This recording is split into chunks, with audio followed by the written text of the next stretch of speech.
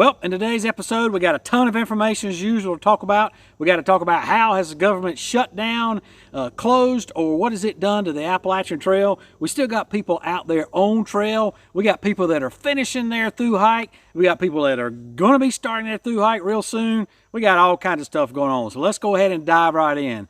Now, first off, let me just say this ain't a political channel. We ain't getting into political stuff here. So we're just forget about that right now. We're all about the Appalachian Trail and the thru-hikers out there.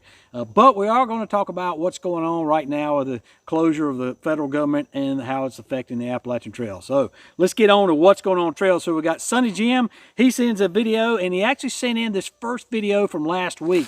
But he had some good information on it, and I wanted to include that so that we could just have a quick chat about that. Sonny Jim, talk to us. Hey there, Ramdino. It's September 29th.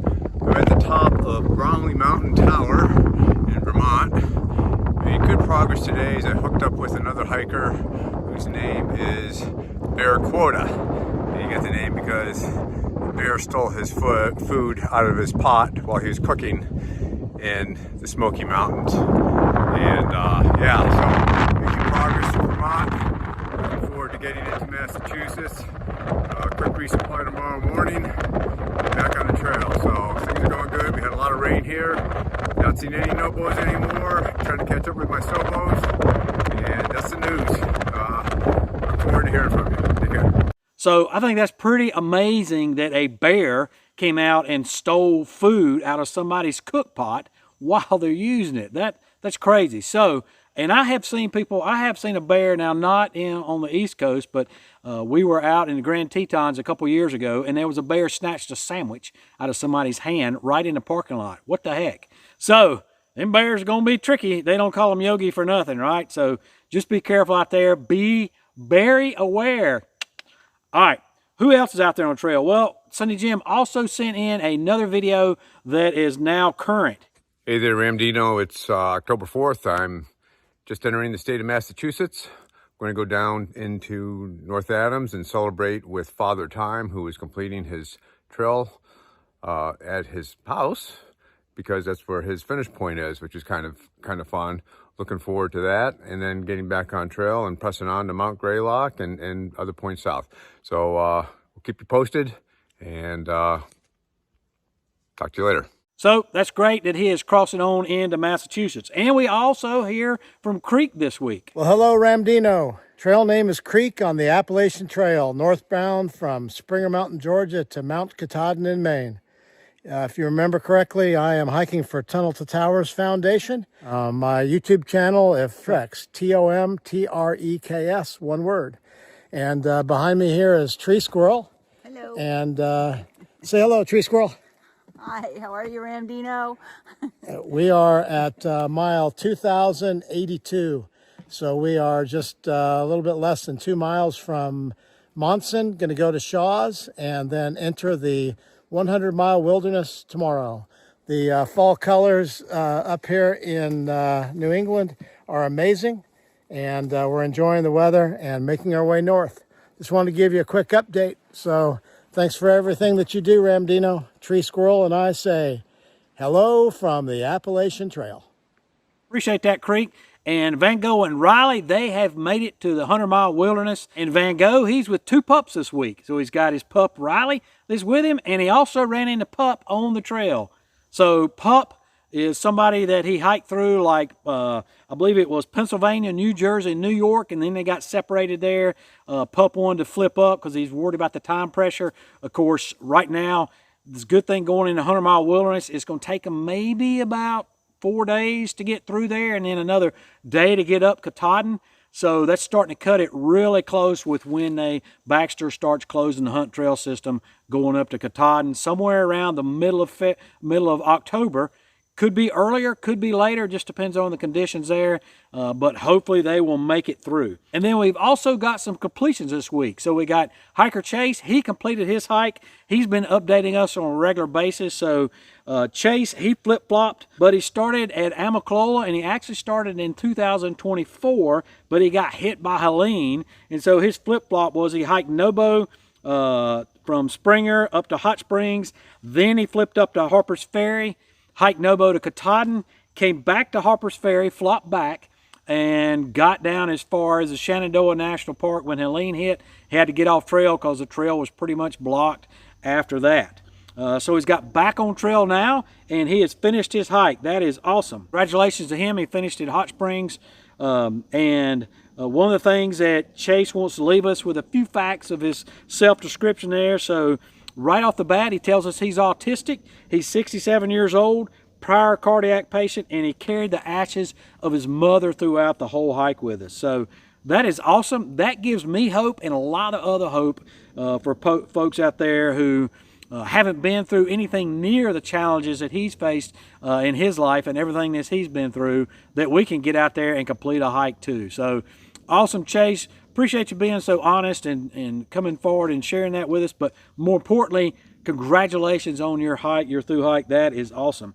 And then we got Kelly Ambrose. So she summited 6. So just came across her. She's not somebody that's been updating me, but she did reply to my message. So I'm trying to figure out what her hikers or summit number was at Katahdin, trying to get an idea of how many folks have summited so far.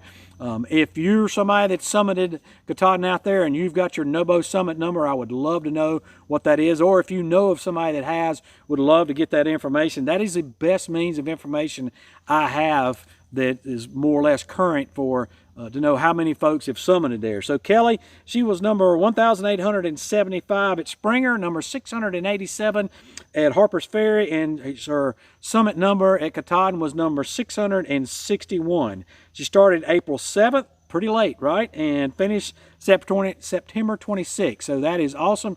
Congratulations to you, Kelly. Appreciate you providing us with that information. Now, if you're 2025, you're still out there on the trail, whether you're NOBO, Subo, or flip-flopping, we want to hear from you. Love to have you be a part of the channel and send us your updates as you continue on. So I'd like to have just a text or maybe a selfie with a text or a quick 30-second video telling us how things are going on out the trail conditions, how things are with you, where you're at, and those things like that. People here want to know.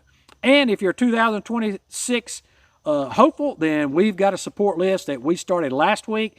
Kind of did a bonehead move and didn't leave the links for it, but they are down below now. So go and fill out that form, and then that'll sign you up. And then also the link for the form is down below. So we've had a pretty good amount of folks that have already signed up for us. We've had Kristen, we've had Stepmaster, Barry, Razzle, Scott Free, Lego, Betsy, Double D, U-Turn, Big D, Chopstick, and Laura has all signed up to be on our support list. And most of those have a social media where you can track them by. So looking forward to being able to go along with them on their hike and live vicariously through them and support them in our comments. And who knows what kind of support they'll get out there. But looking forward to that and hope to get more and more 2026 hopefuls on that. And again, would still love to have some 2025. So news that we got, well, right off the bat, we want to talk about how the AT has been affected by the federal shutdown. And in a nutshell, so far, pretty much haven't seen a lot of issues with it. Hiking can still occur on federal land, which would be National Park and National Forest Service. So trails are not closed. Nobody's closed out there. It's not the doom and gloom that Sandra Mara at the ATC would have you think it is. Of course, she poo-pooed everything, the whole trail, everybody out there during COVID, and now she's trying to do it again. She also said the trail would never be open in time to get people through for Helene, and of course, the trail maintainers came through for that, so just keep that in mind out there. The trail is open. They're all open out there. You can still get passes online, so if you need to get a pass to get through, say, the Shanties or to get through the Smokies, you can still get that. You can still enter them. You can still hike. Trail maintenance was shut down for a brief period, maybe a day and a half tops.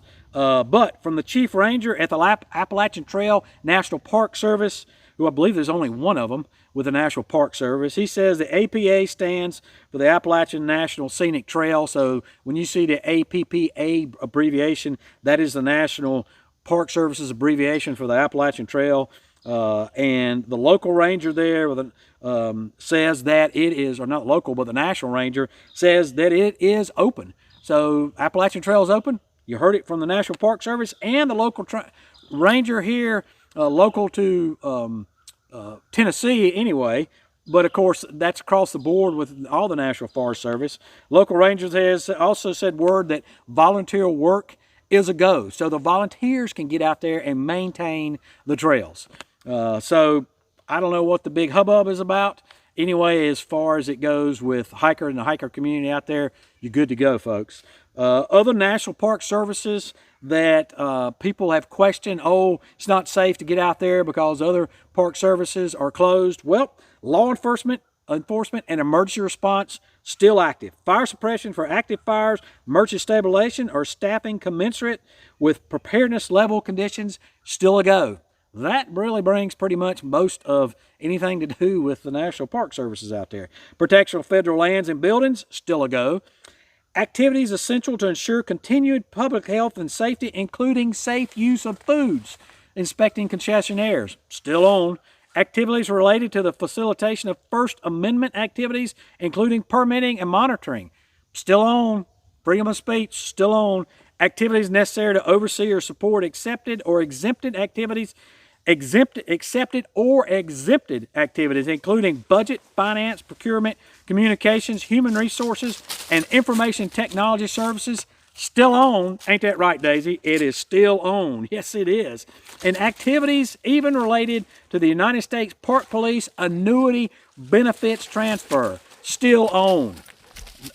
If they're getting their retirement, all that's still working out, and all the other stuff I just mentioned is still working out, I'd say they ain't much not working out. Everything's still on. Get out there, enjoy your parks. Get out there and hike, no matter what Sandra Morrow with the ATC says.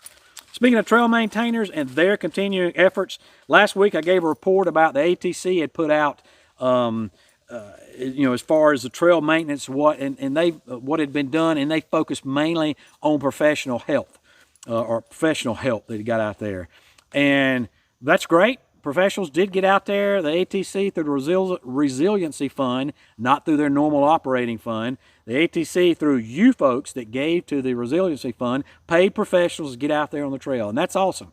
But I don't want to forget about the volunteers out there who really the ones that made all the difference in the world. So I received some stats from the Tennessee Eastman Hiking Club out there. Hadn't gotten any from the other clubs, would love to get those from you.